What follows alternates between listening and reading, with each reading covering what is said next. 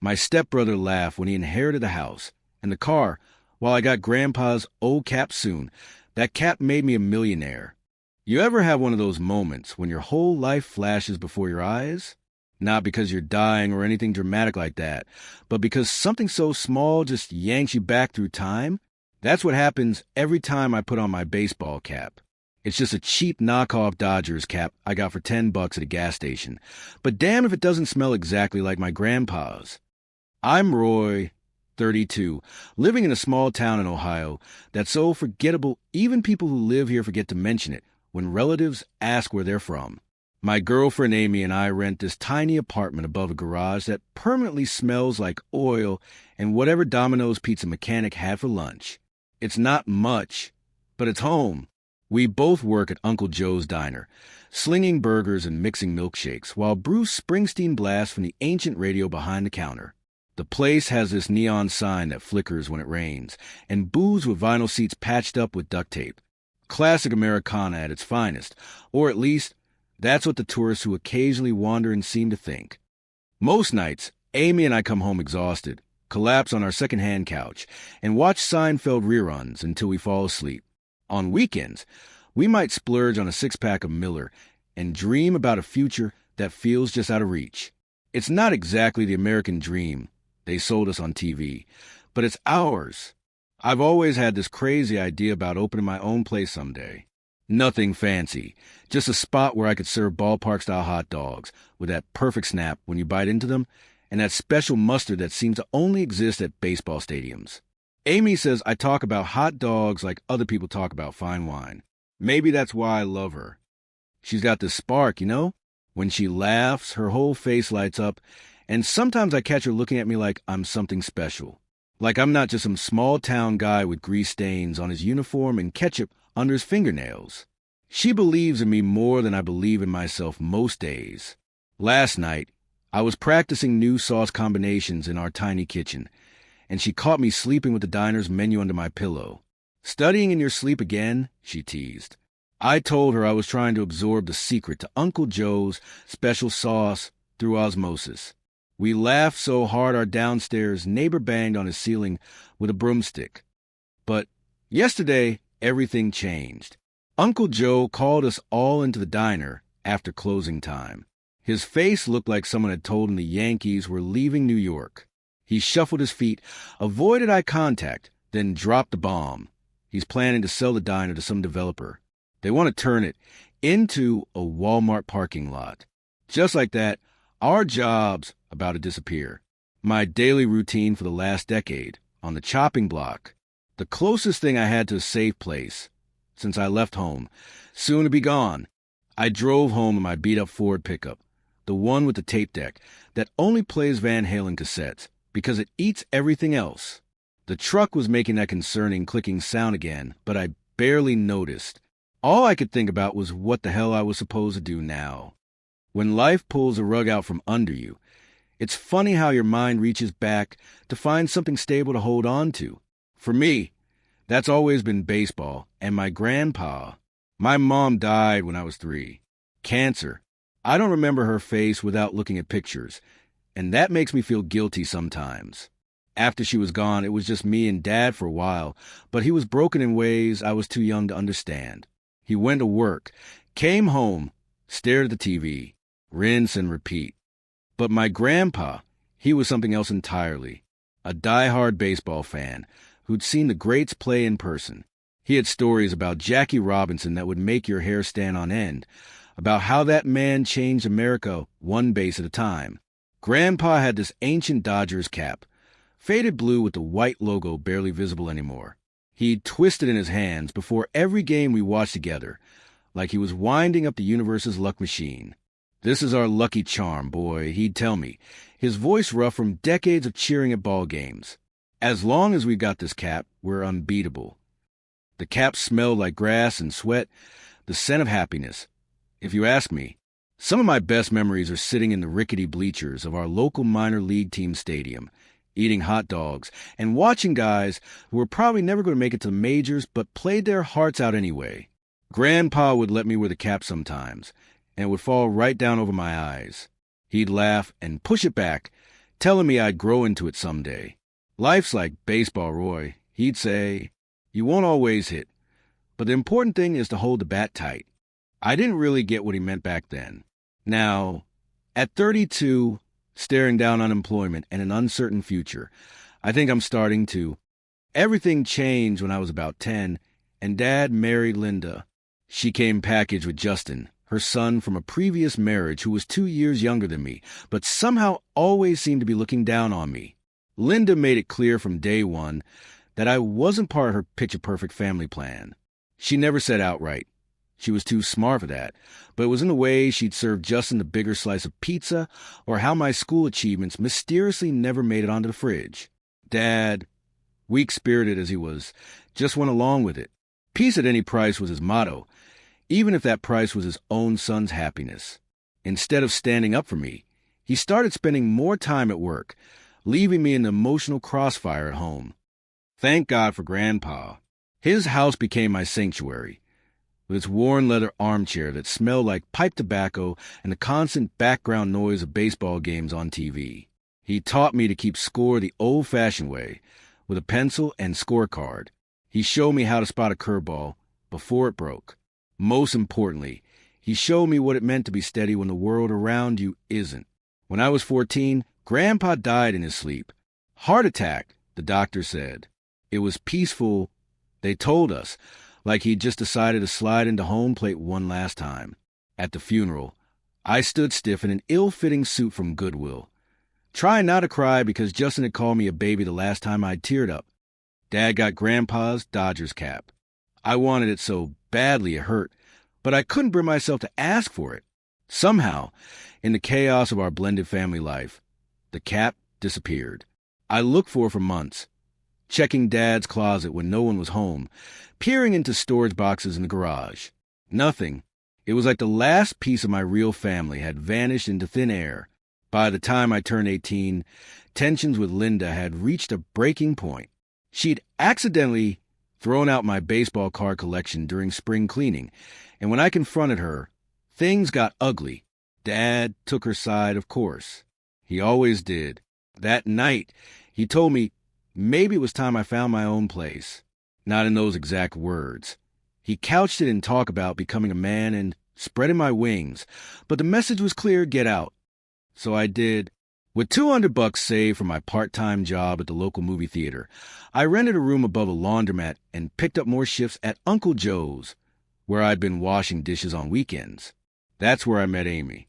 She was a waitress with community college degree in art history and dreams of seeing Paris someday. We bonded over late-night cleanups and shared plates of leftover fries. She moved in with me a year later, and we eventually upgraded to our current place above the garage. Not exactly climbing the social ladder, but at least the laundromat's constant humming was replaced by the occasional sound of a car engine being revved. Progress, I guess. Uncle Joe's became my de facto family. Joe himself reminded me of Grandpa sometimes. Gruff exterior, heart of gold, always ready with advice nobody asked for, but everyone needed. He let me learn the grill, taught me his secret recipes, showed me how to manage inventory and deal with suppliers. Without realizing it, I was getting a crash course in running a diner.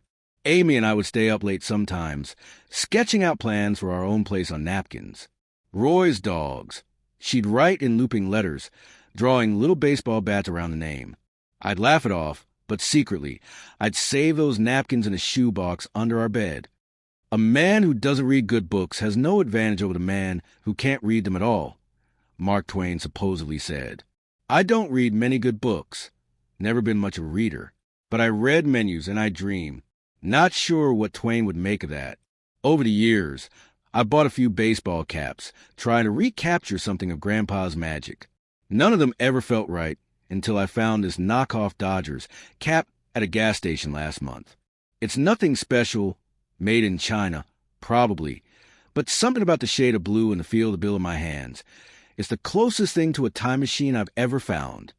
Today, after Uncle Joe's announcement, I came home and placed the cap carefully on our kitchen table. Amy was at her sister's place, so I had the apartment to myself and my thoughts. I heated up leftover Dunkin' Donuts coffee in the microwave and made myself a stack of pancakes with maple syrup. My go-to comfort food, since Grandpa used to make them for me on Sunday mornings before games. I was sitting there, syrup congealing on my plate, trying to figure out what comes next when the phone rang. Not many people call our landline. We keep it mostly because the cell reception in our apartment is garbage. For a second, I thought about letting it go to voicemail. But something made me pick up. Maybe it was Grandpa's baseball instincts kicking in. Never let a ball go by if you can help it. "Hello," I said, balancing the phone between my ear and shoulder while I rinsed my plate. "Roy." The voice hit me like a fastball to the chest. Linda, my stepmother.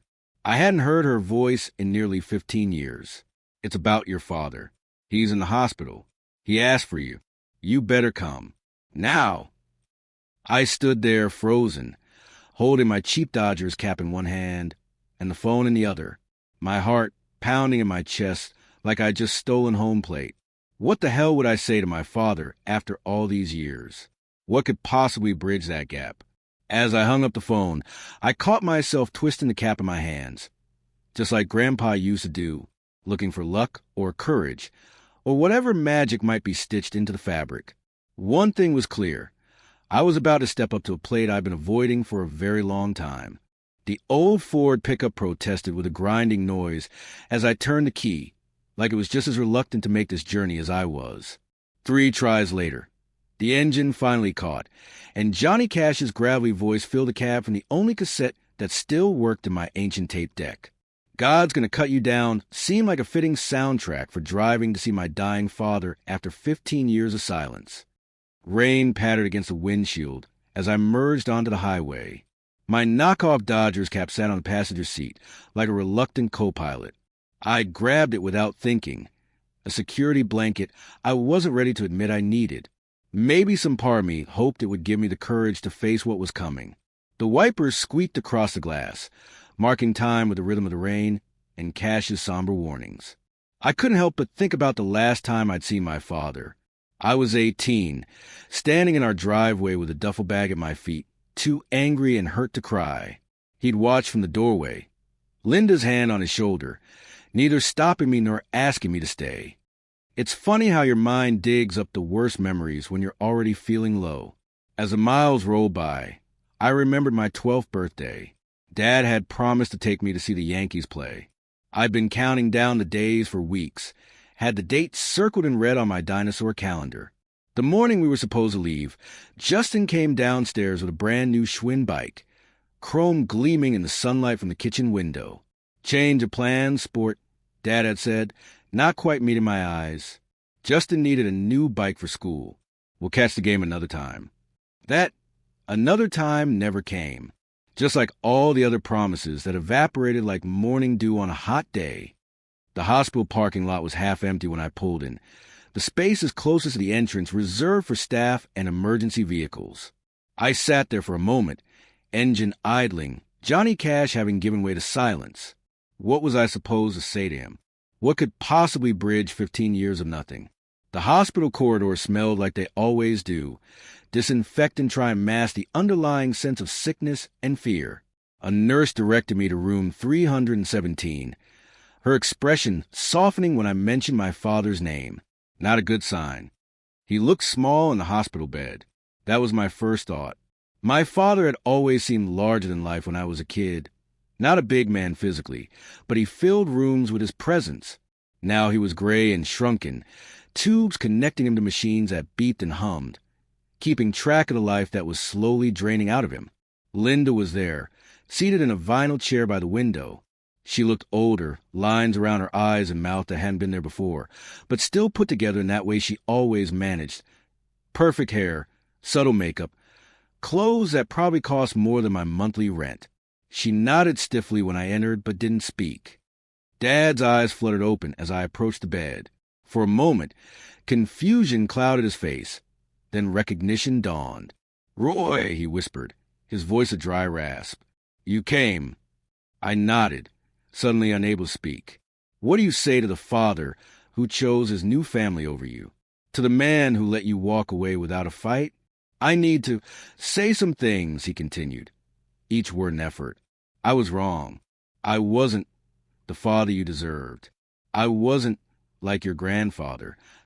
I stood there, hands shoved in my pockets, feeling the weight of all our unspoken history pressing down on me. I wanted to be angry, to tell him exactly what his choices had cost me. But looking at him, I couldn't summon a rage that had kept me warm on so many cold nights. It's okay, I said finally, though we both knew it wasn't. He died 3 days later, while I was getting coffee from the vending machine down the hall. The doctor said it was peaceful, that he probably didn't feel any pain. I nodded like that made a difference.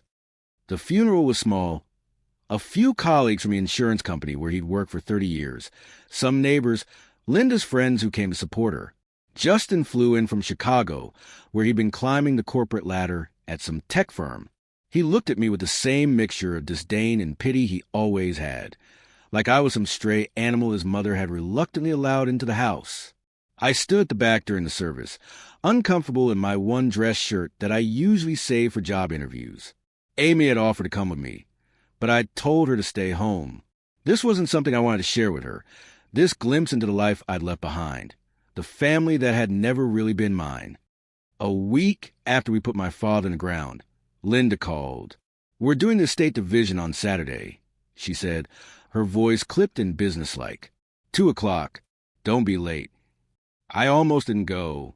What could there possibly be for me in that house? But curiosity got the better of me. Maybe there would be something of my grandfather's that Dad had kept. Something small I could take to remember the man who'd actually loved me. The house looked smaller than I remembered. The blue paint on the shutters faded. The front lawn not as well kept as it had been when I lived there. Inside, though, it was just as I recalled. Linda's domain, with its carefully coordinated furniture and the ever-present smell of Febreze lavender air freshener that she sprayed obsessively. Justin was sprawled on the old couch, the one with the ketchup stain on the armrest from when we'd had a food fight as kids, and then frantically tried to clean it up before Linda got home. He had a can of Dr. Pepper in one hand and his iPhone in the other, barely looking up when I walked in. Let's get this over with, Linda said, leading me to the dining room where a stack of papers lay on the polished oak table. Justin gets the house, of course, and your father's car. The life insurance policy names him as beneficiary, and the savings account will go to cover any outstanding medical bills, with the remainder going to Justin as well. I nodded, not surprised. I hadn't expected anything, really. Is there? I hesitated, hating how small my voice sounded. Is there anything I could have? Just something to remember him by. Linda's mouth tightened into a thin line. You can check the garage if you want. There's some old junk in there he never let me throw out. Take whatever you want from that pile. The garage was dusty and dim, a graveyard for broken appliances and sports equipment from another life. In the far corner, partially hidden behind a mildewed golf bag, was a cardboard box labeled Dad Stuff, in my father's neat handwriting. My heart quickened as I knelt beside it. Inside were old photos, a few baseball programs yellow with age, a watch that no longer worked. And there at the bottom, wrapped in a plastic shopping bag, my grandfather's Dodgers cap. I pulled it out with shaking hands, hardly believing what I was seeing. The faded blue fabric, the white logo, the sweat stains on the brim. It was exactly as I remembered. I'd spent years looking for this cap after Grandpa died, convinced it had been thrown away or lost in a move. And here it was, preserved like a time capsule from my childhood.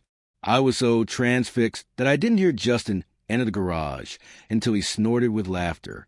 Is that what you're getting sentimental over? A dirty old hat. I clutched the cap tighter, not trusting myself to speak. Justin sauntered over, towering over me as I knelt on the concrete floor. Man, you really are pathetic. Dad leaves me everything worth having, and you're excited about some piece of trash. Before I could react, he snatched the cap from my hands. I lunged to my feet, but he danced backward, dangling it just out of reach like we were kids again, and he was playing keep away with my homework. Justin, give it back, I said, trying to keep my voice steady. It was my grandfather's. His smile widened, mean and calculating. Oh, now I get it. This is a famous lucky cap, right? The one Grandpa used to wear to all those loser minor league games. He whistled sharply, and his yellow Labrador came bounding into the garage, tongue lolling. "Buddy, look what I've got for you, boy. A new toy." I watched in horror as Justin tossed the cap to his dog. Buddy grabbed in his jaws, tail wagging furiously as he shook his head from side to side, treating my grandfather's legacy like a chew toy. "No!"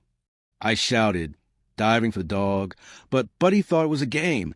He tore around the garage, knocking over a stack of paint cans, the cap clenched firmly between his teeth. Justin laughed, pulling out his iPhone to record the whole thing. This is gold.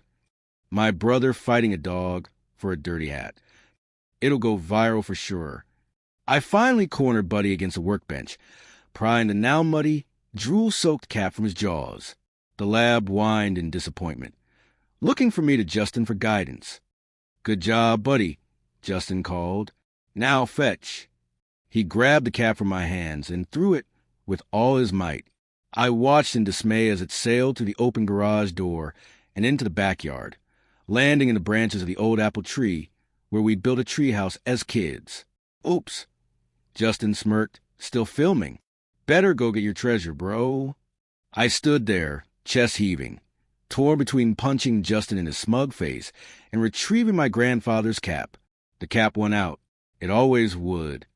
"You're just like your father," Linda called from the back door as I climbed the gnarled branches of the apple tree, chasing after worthless junk while ignoring what really matters. I didn't respond, focusing instead on not falling as I reached the cap wedge between two branches. My foot slipped on the rain-slick bark, and for a moment I dangled precariously 10 feet above the ground. If I fall, bury me with this cap, I muttered to myself, a gallows humor joke that no one else could hear. Finally, my fingers closed around the fabric. I tucked it into my jacket and climbed down carefully, ignoring Justin's disappointed expression that I hadn't provided him with crash footage for his social media. I walked straight to my truck without another word, the cap clutched to my chest like something precious. It was only when I was miles away, the house and all its memories receding in my rearview mirror, that I allowed myself to really look at what I'd recovered. The cap was filthy, mud from the dog's paws, drool soaking to the fabric, a new tear along one seam. But it was still my grandfather's cap, the one he'd twisted in his hands before every game, the one that smelled like grass and sweat and happiness. When I got home, Amy was waiting, concern etched on her face. "She'd been worried," she said.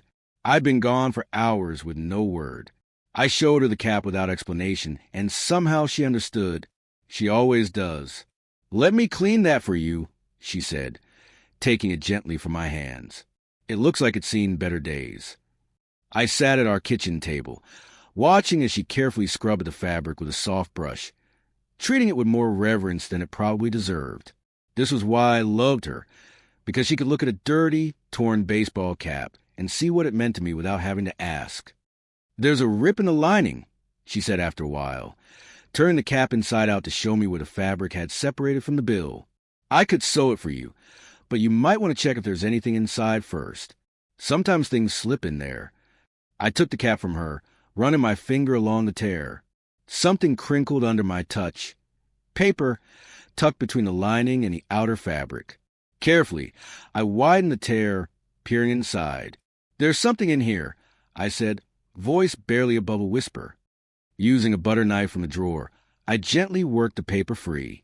It was yellow with age, folded multiple times to fit in the small space. With trembling fingers, I unfolded it on the table. It wasn't paper. It was a ticket stub. April 15th, 1947. Ebbets Field, Brooklyn. The date jumped out at me immediately. Jackie Robinson's debut with the Brooklyn Dodgers. The day he broke baseball's color barrier. An actual ticket from that historic game. But what made my breath catch was the signature scrawled across the bottom. Jackie Robinson. In real ink, not printed. "Grandpa, you left me more than fabric," I whispered, tracing the signature with a fingertip. Amy leaned over my shoulder. "Is that what I think it is?" I nodded, unable to find words. My grandfather had hidden this treasure inside his beloved cap. keeping it safe all those years. Had he meant for me to find it someday? Or had it been his secret, a tangible connection to a moment in history that he'd witnessed firsthand? I spent the rest of the evening at our ancient laptop, Googling Jackie Robinson debut ticket, with shaking hands. Amy brought me a bowl of Kraft mac and cheese, my comfort food, and sat beside me as pages loaded. We didn't have the fastest internet, but it was enough to confirm what we were seeing. "Roy," Amy whispered, pointing at the screen, "a similar ticket sold last year for $3.2 million. I looked at her, then back at the ticket carefully laid out on our kitchen table. If this is real, Amy, we could change everything. The thought was dizzying, terrifying. But was it authentic? And what would happen if Linda found out? 2 days after finding the ticket, Amy and I were on a Greyhound bus headed for New York City. Neither of us had ever been there before. Everything I knew about New York came from movies and TV shows. Towering skyscrapers, yellow cabs honking their horns, hot dog vendors on every corner. The ticket was safely tucked into a plastic folder from Walmart, wrapped in acid-free tissue paper that Amy had insisted on buying. "Better safe than sorry," she'd said, carefully placing our potential fortune between 2 sheets of the paper. "If this thing is worth millions, I'm not taking any chances with it." The bus ride was long and uncomfortable, the seats designed for people considerably shorter than my 6'2" frame. Amy slept with her head on my shoulder while I stared out the window at the passing landscape, wondering if we were being completely insane. People like us, small-town diner workers from Ohio, didn't suddenly come into millions of dollars. That kind of thing only happened in movies or to people who bought lottery tickets, which I'd always considered a tax on people who couldn't do math. But here we were, bouncing along Interstate 80 with possibly the most valuable thing I'd ever touched tucked into Amy's crossbody bag. I'd done some research before we left, figuring out which auction house would be best for sports memorabilia. Christie's kept coming up, with their fancy offices in Rockefeller Center and their history of record-breaking sports auctions. I'd called ahead, speaking to someone with a British accent who sounded like he was wearing a 3-piece suit even over the phone. He'd been polite but reserved when I explained what I had, probably used to people thinking their junk was worth millions. He'd scheduled an appointment with their sports memorabilia expert for the day after our arrival. We pulled into Port Authority bus terminal just after 11 p.m., both of us exhausted and disoriented by the noise and chaos of Manhattan at night. Taking a deep breath, I grabbed our single duffel bag, and we headed out to find a taxi to our motel. The place we'd booked was in Queens. Far enough from Manhattan to be affordable, but close enough that we could get to Christie's without spending a fortune on transportation. The neon sign flickered erratically, missing the letter E, so it just read Mo-El in buzzing red light. The lobby smelled like cigarettes and cheap coffee, the kind that sits on a burner all day until it develops a skin. If this ticket turns out to be fake, at least we got to spend a night in luxury for $50. I joked as we entered our room. Amy laughed, but it was a kind of laugh that acknowledged a very real possibility that we were on a fool's errand. The room itself was about what you'd expect for price, a sagging queen bed with a patterned bedspread that had probably been there since the Clinton administration, a TV bolted to the wall, and a bathroom where the door didn't quite close all the way. But it was clean enough, and it had a deadbolt, which was all we really cared about given what we were carrying. Amy bounced on the bed experimentally, making a face at the creaking springs. "I think this mattress remembers the 80s, she said, pressing down with her hand and watching the depression remain after she removed it. "It probably has stories to tell." "Just don't ask her to tell them," I replied, setting our bag on the wobbly table by the window. "I'm not sure I want to know." We were both too wired to sleep despite the long journey. Amy channel surfed while I stared at the ceiling, my mind racing with possibilities. What if the ticket was real? What if it wasn't? What if it was real, but nobody wanted to pay millions for it? What would we do with that kind of money anyway? Morning came too quickly, sunlight filtering through the thin curtains and the sound of early traffic already filling the air. We showered in the tiny bathroom with its lukewarm water and miniature bars of soap, dressing in the nicest clothes we brought, which for me meant my only pair of khakis and a button-down shirt without any visible stains, and for Amy a simple blue dress she usually saved for job interviews. We stopped at a Dunkin' Donuts for coffee in paper cups and bagels with cream cheese, eating as we walked to the subway station.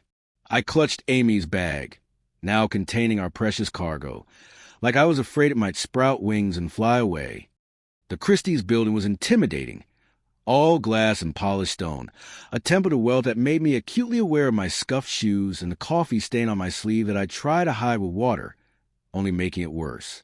The receptionist looked at us with barely concealed suspicion when we explained our appointment, but eventually directed us to a waiting area with leather chairs that probably cost more than my truck. A tall man in a tailored navy suit eventually emerged to greet us, introducing himself as Mr. Harrington, their sports memorabilia specialist. He led us to a small examination room with bright lights and a large table covered in what looked like black velvet. "So, you believe you have a ticket from Jackie Robinson's debut game?" he asked, his tone professionally neutral, neither believing nor disbelieving. I nodded, suddenly too nervous to speak, and Amy produced a folder from her bag. Mr. Harrington donned white cotton gloves before carefully opening the folder and removing our acid-free, tissue-wrapped treasure. His expression remained unchanged as he gently unwrapped the ticket from protective paper and placed it on the table. He produced a magnifying glass and several other tools I didn't recognize, examining the ticket from different angles under the bright light. "The initial examination will take some time," he explained. "We'll need to authenticate the paper, the printing methods, the signature, everything. It could be several days before we have a definitive answer." We left the ticket with Mr. Harrington, signing several forms and receiving a receipt in return. Walking out of the Christie's building felt strange, like we'd left part of ourselves behind. For better or worse, our future was now in the hands of experts who would determine if our hopes were founded or foolish. With 3 days to kill in New York, while waiting for the verdict, Amy and I played tourist on a budget. We walked through Central Park, visited the outside of famous landmarks we couldn't afford to enter, and ate street hot dogs that reminded me of my dream for the diner. At night, back in our motel room with its humming mini-fridge and occasional cockroach sightings, I told Amy stories about my grandfather and his love for baseball, how he'd wear his Dodgers cap to every minor league game, no matter who was playing, how he'd buy me a hot dog and a soda, even when money was tight, how the stadium would fill with the smell of popcorn and peanuts, and vendors would call out their wares like carnival barkers. My grandpa used to tell me that Jackie Robinson was like Superman from the comics, I said, lying next to her on the lumpy mattress.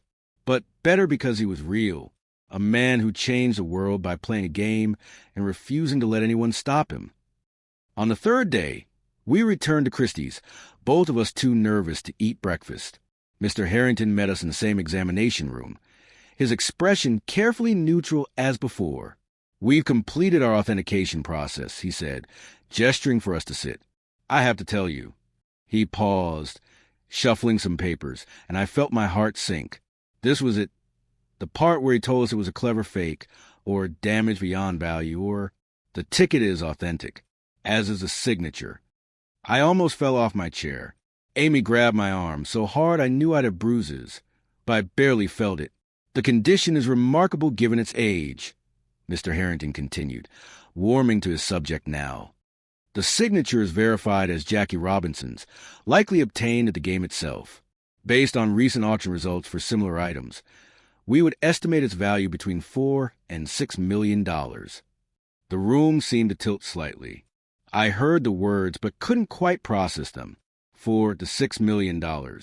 For a piece of paper my grandfather had hidden inside a baseball cap. "Of course, an auction is never certain," Mr. Harrington cautioned, misreading my stunned silence as disappointment with the valuation. "It could go higher, potentially much higher given the historical significance. Or it could sell at the low end of our estimate. We simply can't guarantee results." I nodded dumbly. Even the low end, for million, was so far beyond anything I'd ever imagined having that it might as well have been $1 billion. "There are some considerations you should be aware of," he continued. "The IRS will take a significant portion as capital gains tax. Our commission is 20%, and you'll want to speak with a legal expert about any potential ownership claims." That last part snapped me out of my daze. "Ownership claims?" Yes, if there's any question about your right to sell the item, if family members might contest your ownership, for instance, it could complicate matters considerably.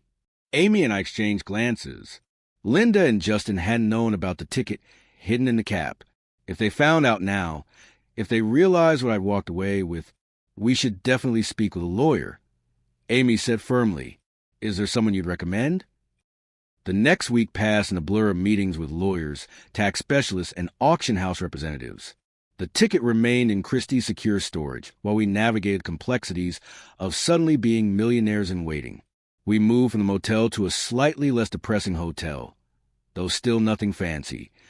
Both of us too superstitious to spend money we didn't technically have yet. The lawyer's advice was clear. Keep everything quiet until after the sale. The fewer people who knew about the ticket, the better, especially family members who might claim a right to it. But it was in my grandfather's cap, I argued. He clearly meant for me to have it. Intent is difficult to prove posthumously, the lawyer explained patiently. And without a will specifically mentioning the ticket, any family member could make a claim. Your best strategy is discretion until the transaction is complete. So we kept quiet. We didn't call home. We didn't post on social media. We lived in a strange limbo, potentially rich but still eating Subway sandwiches and counting our remaining dollars. The auction was scheduled for a Thursday afternoon, a special sports memorabilia event featuring several other high-value items. Christie's had marketed our ticket heavily, highlighting its historical significance and excellent condition. Still, nothing prepared us for what happened that day. Amy and I sat in the back of the auction room, holding hands so tightly our knuckles were white. The auctioneer, a distinguished older gentleman with a British accent, introduced the ticket with appropriate gravitas, emphasizing its connection to one of the most important moments in American sports and civil rights history. The bidding started at $1 million and quickly escalated, mostly between phone bidders and Christie's representatives standing in for anonymous clients. The numbers climbed so rapidly I could barely keep track. 2 million, 3 million for million. Each increment represented more money than I'd ever expected to see in my lifetime. When the hammer finally fell at $5.8 million, the room broke into applause. Amy was crying silently beside me, tears streaming down her face. I felt numb, like I was watching a movie about someone else's life. Afterward, in a private room with the Christie's executives, reality began to set in. After their commission and estimated taxes, we would walk away with approximately $4.1 million. The money would be held in escrow for 30 days, then transferred to a bank account we needed to set up. "Congratulations," Mr. Harrington said, shaking my hand. "You've made auction history today." The bus ride back to Ohio was surreal. We sat in the same uncomfortable seats, past the same monotonous landscape, but everything had changed. We were millionaires now, or would be in 30 days. The weightiness of that fact pressed down on me like a physical force. "What are we going to do first?" Amy asked softly, her head on my shoulder just like on the journey out. I didn't hesitate. "By Uncle Joe's." She smiled, squeezing my hand. "I was hoping you'd say that." The 30 days crawled by. We returned to work at the diner as if nothing had changed, serving burgers and mixing milkshakes while carrying a secret that sometimes felt like it might burst out of my chest. Uncle Joe was still moving forward with his plans to sell to the developer, though the paperwork was dragging. When the money finally hit our account, a number with 7 digits that looked like a mistake every time I checked the balance, we asked Uncle Joe to meet us after closing time, just like he'd done when he told us about selling the place. "We want to buy the diner," I said simply, watching his bushy eyebrows shoot up toward his receding hairline. "You what now?" he asked, clearly thinking he'd misheard. "We want to buy it," Amy repeated. "We've come into some money." "Family inheritance," she added, which wasn't entirely untrue. "We want to keep this place going, but with some changes." Uncle Joe's eyes filled with tears, surprising both of us. I'd never seen him cry in all the years I'd worked for him. "You'd save my soul," he said, his voice rough with emotion. "I've been sick about selling to those corporate vultures. But I didn't have a choice, my sister's medical bills."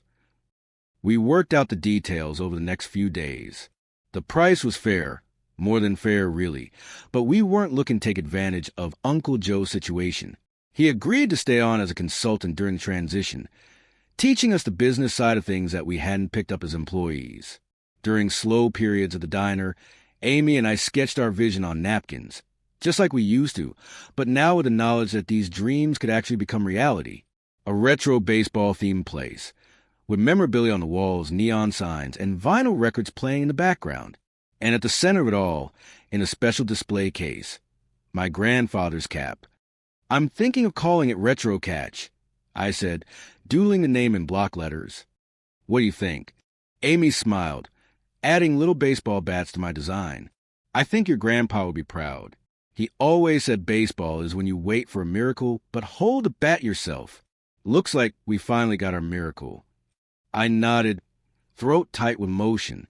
We had our miracle, all right. But more importantly, we had each other in a future that suddenly stretched out before us, full of possibilities. That night, I stood in our apartment, looking around at the shabby furniture and water-stained ceiling. Soon, we'd be leaving this place for a real house. No more listening to mechanics' radio through thin walls. No more saving quarters for laundry. I carefully placed my grandfather's cap on the kitchen table, now clean and restored as best we could manage. The tear in the lining had been repaired. The spot where the ticket had been hidden now empty, but somehow still full of magic. "Thanks, Grandpa," I whispered, "for everything." 6 months can change everything. That's how long it took us to transform Uncle Joe's tired diner into Retro Catch, the baseball-themed restaurant of my dreams. We gutted the place, keeping the bones but replacing just about everything else. The old vinyl booths gave way to custom seating with baseball stitching, the walls now covered with framed photos of baseball legends from every era. And at the center of it all, mounted in a custom display case with museum-quality glass, my grandfather's Dodgers cap with a small plaque that simply read, "Symbol of Faith." Opening day arrived on a perfect spring morning, the kind that makes you think of ballparks and hot dogs and the crack of a bat connecting with a fastball. I stood behind the counter, adjusted my bow tie, Amy's idea, part of our 1950s aesthetic, and surveyed what we created. Neon signs glowed against exposed brick walls. A vintage jukebox stood ready to play everything from Frank Sinatra to Bruce Springsteen, and the smell of fresh burgers filled the air. "You ready for this, Roy?" Uncle Joe asked, clapping me on the shoulder. He'd stayed on as a consultant, though these days he spent more time fishing than working. The sale had given him enough to pay off his sister's medical bills, and buy the cabin by the lake he'd always wanted. I nodded, not trusting myself to speak. This was it. The moment I'd dreamed about since I was a kid, watching baseball with my grandfather, eating stadium hot dogs, and believing anything was possible. The first customer started arriving at 11 a.m., and by noon we had a line out the door.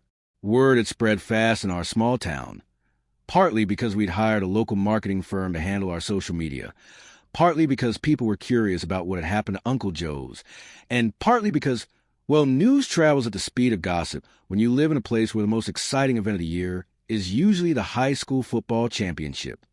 Our signature home run burger, topped with bacon, cheddar, and a special sauce I perfected over years of late-night experimenting, became an instant hit.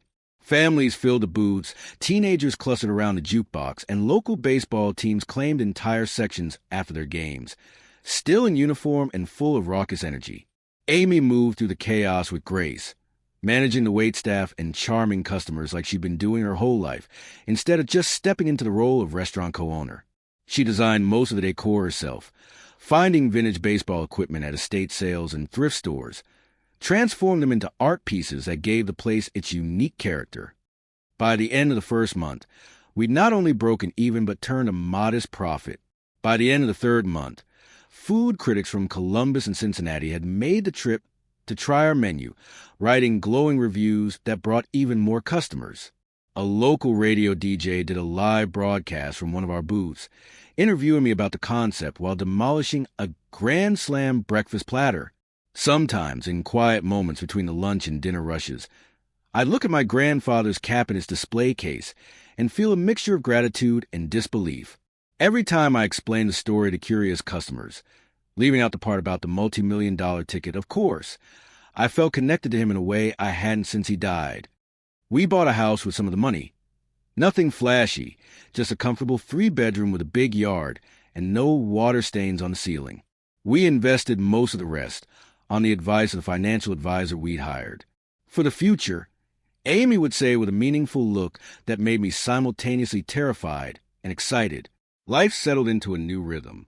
Up early to prep the restaurant, home late after closing, collapsing into bed together, tired but content.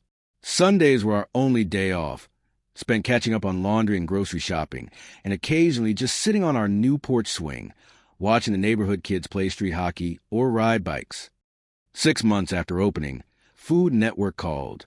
They wanted to feature Retro Catch on one of their shows about unique American restaurants. The segment aired on a Tuesday night, and we closed the restaurant early so the entire staff could watch it together on the big screen TV we'd installed for baseball games.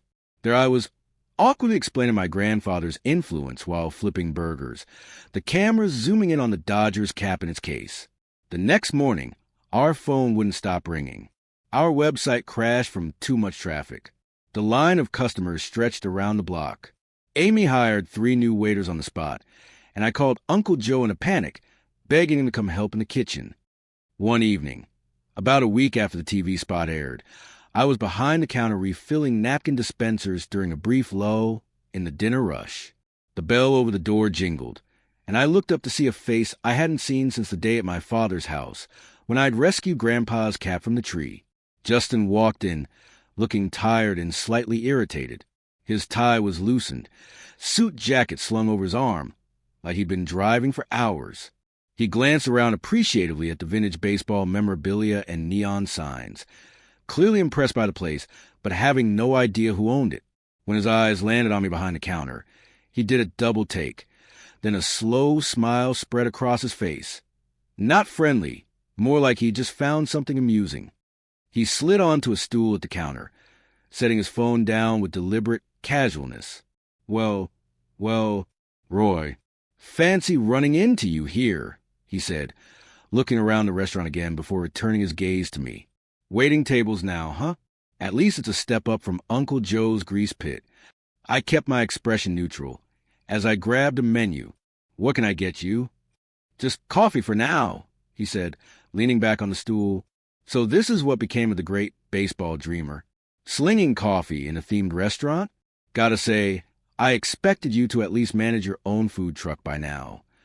I poured his coffee without responding to the bait. Justin had always known exactly which buttons to push, and apparently our time apart hadn't changed that skill.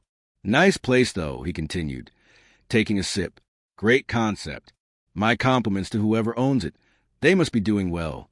3 different people at my conference mentioned this place. He nodded toward the display case with Grandpa's cap. What's with the ratty old hat? Part of the gimmick? It's special to the owner, I said simply, wiping down the counter near him. Justin leaned forward, lowering his voice so only I could hear. So that's the same stupid hat you used to be obsessed with? The one you thought was so magical. He glanced at the display case again. Funny seeing it here. Guess someone thought your little family heirloom was worth displaying. He took a sip of his coffee, his smirk returning. So, what's this place paying you anyway? Better than Uncle Joe's, I hope? 15 years flipping burgers. Man, life really didn't turn out like you planned, did it? So much for that magic cap. Old Pete, a regular who came in every day for the meatloaf special, and had become something of a fixture at the counter, lowered his newspaper and gave Justin a long look. Son, Pete said, setting down his coffee mug with deliberate slowness, you might want to rethink what you're saying. That ratty old hat is in a display case because it's the inspiration for this whole place. He jerked his thumb toward me. And that man you're mocking?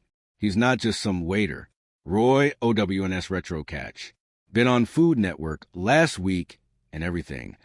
Justin stared at me, eyes narrowing. Is that true? I nodded, feeling a calm satisfaction that I hadn't anticipated. Yep, all mine. Well, mine and Amy's. She handles the business side while I run the kitchen. His gaze returned to the display case. So you put that old cat behind glass? His tone was incredulous. But there was something else there, too, a dawning realization that maybe he'd underestimated the value of what he'd once treated so carelessly. "The same one you threw to your dog," I confirmed, not bothering to keep the edge out of my voice. Justin's face flushed red. He leaned forward, lowering his voice. "How the hell did you afford all this? Did Linda give you money after all? Did Dad leave you something I don't know about?" I shook my head, enjoying his confusion. "Nope, it was all thanks to this cap." I nodded toward the display case. Turns out Grandpa was right all along. It really is lucky. The luckiest thing I've ever owned. "That's bulls." Justin caught himself, glancing around at the families nearby. "That's ridiculous. A hat can't buy a restaurant.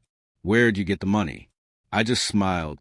Let's just say I held on to what was important, even when others treated it like trash. Grandpa always said this cap was special. Guess he was right. Justin stared at me for a long moment, then at the cap, his expression cycling through disbelief, anger, and finally a grudging acceptance. He pulled out his wallet, tossed a 20 on the counter for his $3 coffee, and stood up. "Mom always said you were more like Dad than you knew," he muttered. Guess she was wrong. As he headed for the door, I called after him. "Hey, Justin." He paused but didn't turn around. The hat's magic was real. You just had to believe in it. He shook his head and walked out. Through the window, I watched him get into a BMW that had seen better days, his shoulders hunched as he started the engine. Part of me felt sorry for him, the golden child whose shine had dulled with age, while the cast-off stepbrother had somehow found success. That night, after closing, I poured myself a Coke at the bar and stood looking at my grandfather's cap in its display case. As Yogi Berra said, "It ain't over till it's over," I said to the empty restaurant, raising my glass in a toast to the man who taught me about baseball and life and luck. Amy found me there a few minutes later, wrapping her arms around me from behind and resting her chin on my shoulder. "Everything okay?" she asked. "Carlos told me your brother was an earlier stepbrother." I corrected automatically. "And yeah, everything's fine. Better than fine, actually." She turned me around to face her. "You know what I think? I think your grandfather would be so proud of you, not just for the success, but for how you handled everything, how you never gave up." I nodded, throat tight with emotion. She was right, as usual. 5 years flew by faster than a Randy Johnson fastball. Retro Catch expanded to Columbus, and we were scouting locations in Cincinnati. Our house now had a white picket fence and a real backyard where our twin boys, Jack and Teddy, chased baseballs at each other, their laughter filling the air along with occasional renditions of Sweet Caroline they'd learned from spending time at the restaurant. They were 5 now, bundles of energy with Amy's eyes and my inability to sit still. They'd been bored a year after we opened Retro Catch, turning our world upside down in the best possible way. Neither Amy nor I had siblings we were close to, so having twins seemed like the universe's way of making sure our boys would always have somebody in their corner. One Sunday morning in April, baseball season just getting started, I was making pancakes while Amy read the newspaper at the kitchen table. The boys were in the living room, supposedly playing with their Lego set, but actually using the pieces as projectiles if the sounds were any indication. There was a crash, followed by guilty silence, then the patter of small feet running in different directions. Amy put down her paper with a sigh and went to investigate. I flipped the last pancake onto the stack and followed, expecting to find a broken lamp or maybe a dent in the wall. Instead, it was my grandmother's antique vase, a wedding gift that had somehow survived Justin's childhood only to meet its demise at the hands of my sons. Amy stood in the doorway, surveying the damage as the boys peeked out from their hiding spots behind the couch and under the coffee table. "It was an accident," Jack said quickly. "We were just playing catch," Teddy added, holding up a small foam baseball as evidence. I braced myself for Amy's reaction. The vase had been her favorite piece of home decor. To my surprise, she burst out laughing. "You, too, are just like your dad," she said, shaking her head. "Always aiming higher than you should." After breakfast, I brought the Dodgers cap down from our bedroom where I kept it when it wasn't in its display case at the restaurant. The boys gathered around as I held it carefully, their eyes wide with interest. This cap belonged to your great-grandfather. I explained, letting him touch the faded fabric gently. He used to wear it to every baseball game he went to. He taught me how to hold a bat, how to keep my eye on the ball, how to love the game. Was he a famous baseball player? Jack asked, clearly hoping for an affirmative answer. No, I chuckled. He was a plumber, but he was the greatest man I ever knew. I told them stories about going to minor league games with Grandpa, about how he'd twist the cap in his hands before every important play, about how he made baseball seem like more than just a game, like a metaphor for life itself. A real man remembers those who gave him wings, I said, repeating something my grandfather used to tell me. The boys nodded solemnly, though I doubted they fully understood. Someday they would. That evening, at our family dinner at Retro Catch, a tradition we maintained even though we could have eaten anywhere. The boys sat in their usual booth, coloring on kids' menus while Amy and I checked in with the Sunday manager. Our Sunday manager, Taylor, was showing us the week's numbers when the door opened, admitting a group of Little League players and their parents. The kids were still in uniform, their faces flushed with either the joy of victory or the sting of defeat. It was hard to tell which. Table for 12? The coach asked hopefully, looking around the crowded restaurant. We'll make it work, Amy assured him, signaling the hostess to push some tables together. Soon the place was filled with the sound of excited kids reliving every play of their game, parents ordering burgers and milkshakes, the jukebox playing Glory Days by Springsteen, another tradition we maintained from the early days. Every Sunday, Retro Catch hosted Vinyl Night, where customers could bring their own records to play on our vintage jukebox. It had started as a quirky idea, but had grown into one of our most popular events. Baseball fans would share stories about their first games, their favorite players, their lucky jerseys or hats or rituals. It was community building disguised as a marketing gimmick, and it worked beautifully. Tonight, an older man in a Reds cap approached the counter with a worn album tucked under his arm. Been meaning to bring this in, he said, sliding across to me. Thought it might fit your collection. It was an original recording of Take Me Out to Ball Game from the 1950s, the cover showing a cartoon baseball player swinging a bat with exaggerated enthusiasm. This is amazing, I said, genuinely impressed. Where did you find it? My father's attic, the man replied with a shrug. He collected baseball stuff too. Seems like you'd appreciate it more than I would. I thanked him profusely, adding the record to our display shelf behind the counter. Small acts of generosity like this still caught me off guard, reminding me of how far I'd come from the days when every penny was counted and every slight remembered. Later, as the night wound down and the last customers filtered out, I found myself standing in front of the display case, holding Grandpa's cap. The plaque beneath it read, "This cap has seen more games than any person alive." I thought about the journey this faded piece of fabric had taken, from my grandfather's hands to my father's closet, to Justin's dog's mouth, to a tree branch, to a display case in a successful restaurant chain, and the hidden ticket that had changed everything, a secret treasure waiting all those years to be discovered. Bruce Springsteen sang about being born to run. I said softly to no one in particular, but I learned sometimes you need to stop and say thank you. Amy came up beside me, slipping her hand into mine. The boys are getting restless, she said. Ready to head home? Jack and Teddy were at the jukebox, pressing buttons randomly and giggling at the previews of songs that played for a few seconds before cutting off. Hey, baseball stars, I called. Time to round the bases and head home. They raced to us, sneakers squeaking on the polished floor, baseball caps, miniature versions of Grandpa's, slightly askew on their heads. Amy straightened Jack's while I picked up Teddy, pretending to stagger under his weight. Geez, kid, what are we feeding you? Bowling balls. He giggled, wrapping his arms around my neck. Burgers and fries, Daddy. At home, after the boys were tucked in with their baseball-patterned sheets and night lights shaped like stadium floodlights, Amy and I sat on the back porch, listening to the crickets and enjoying the warm spring night. You know what I was thinking today? She asked, her head resting on my shoulder. What's that? This whole story isn't really about the millions. I nodded. She was right. As usual, the money had made things possible, had removed obstacles and opened doors. But it wasn't the heart of the story. It's about the cap, I said, the sweat and the grass and the love stitched into fabric.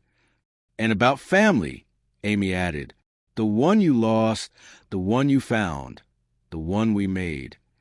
I thought about my grandfather, twisting his cap in his weathered hands, about my father, too weak to stand up for me, but trying in his final days to make amends, about Justin, sitting at my counter, humbled by the turn of events, about Jack and Teddy, the next generation of baseball fans, already learning to love the game that had shaped my life. A real man remembers those who gave him wings. I whispered, echoing my earlier words to the boys. In the distance, the faint sound of a baseball game on someone's TV drifted to the neighborhood, the announcer's voice rising with excitement at a crucial play. Some things never change, and for that, I was profoundly grateful.